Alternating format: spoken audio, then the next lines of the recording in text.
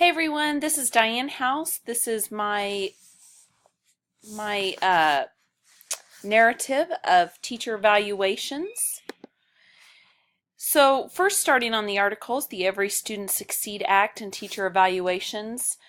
For me, the highlights of this were that the states were allowed to redesign and submit their accountability systems to the U.S. Department of Ed, and that it really prohibited that reach from the federal government through the Secretary of Ed to prescribe any aspect of teacher evaluations. And states were able to develop their own goals using a variety of measures, not just assessments, state assessments.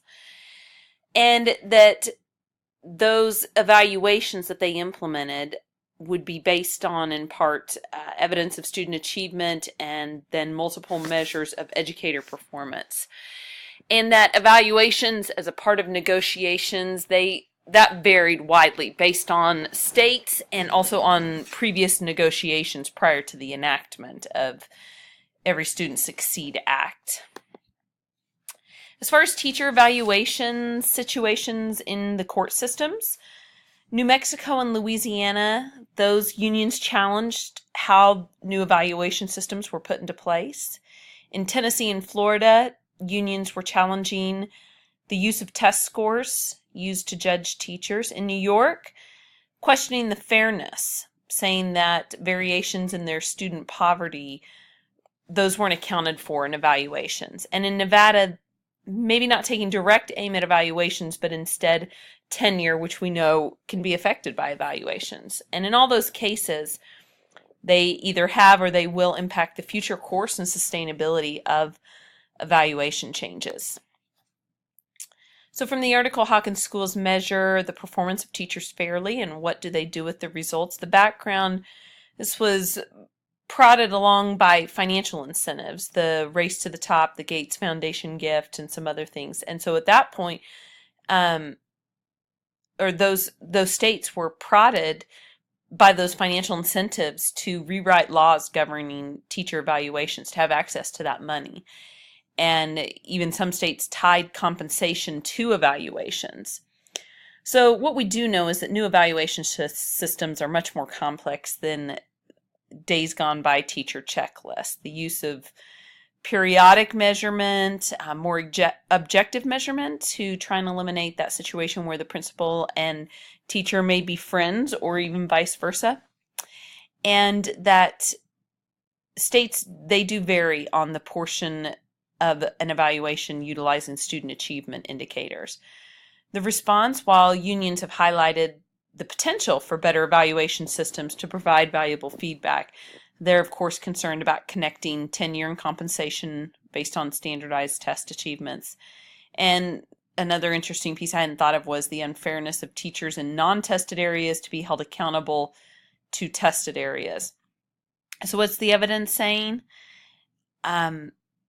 Some studies point towards high-quality feedback connected to boosting student performance, which is not earth-shattering news, but also that most states' new systems are still in the process of testing and refining. And no shocker that this still remains a highly contentious and central topic in the K-12 world. So at Skyline Schools, our process, I think, looks like a lot of Kansas schools. We use the Keep 2. Although we do not use the online version, we felt that to be a little bit cumbersome, so we use, basically with permission, we were able to copy most of it and we put it into a more user-friendly Google Doc. And so the process is classroom visitation by the evaluating administrator.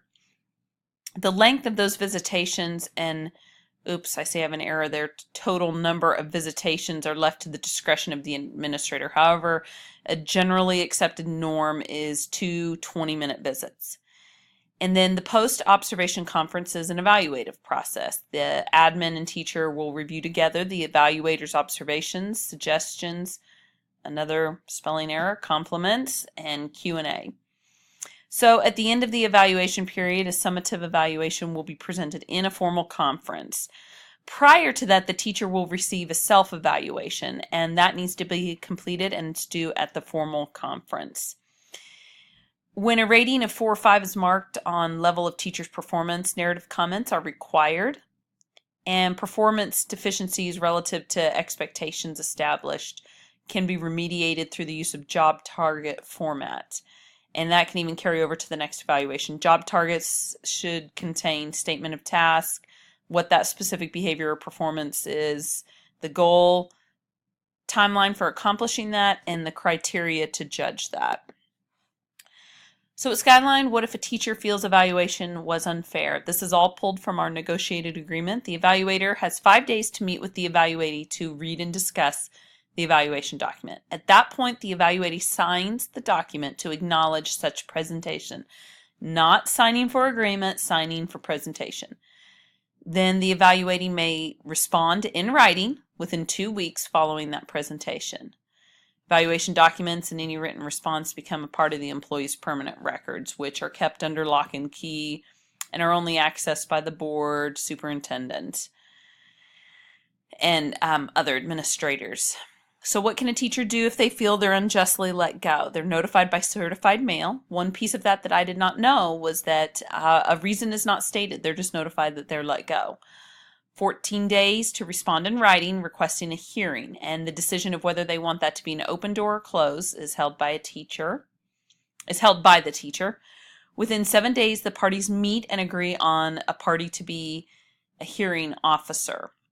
And then there's a whole detailed list of what happens in the event that they can't agree. During that hearing, the entire basis, which was not previously stated, for non-renewal will be proffered. It will become public.